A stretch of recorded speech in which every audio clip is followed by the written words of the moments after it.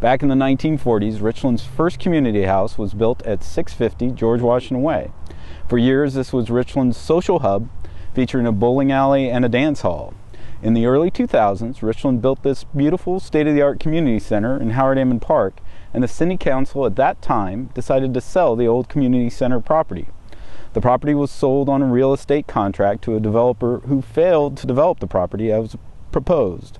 After a lengthy litigation process, we are proud to report the City of Richland now re-owns the property and is ready to put it back on the open market for bids. Well, this is an important site to Richland, and it's really sort of the entrance to our downtown. It's been very unsightly for several years, and the staff and the council and others quite often hear from citizens on the condition of that property.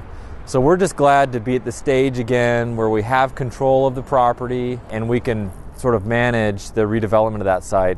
So thankfully we're sort of past that process where we didn't own it and we were in litigation, and now that we do own it again, we have that control and we can see that it's redeveloped properly.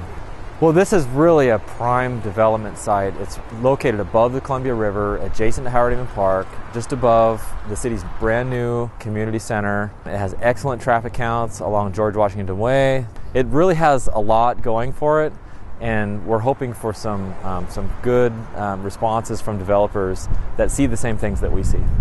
Well, the city is pursuing a more intense style of development in the downtown.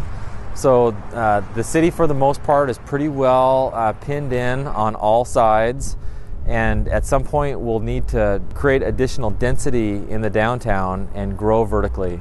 And we're planning for that now with infrastructure and some of our zoning regulations and other standards.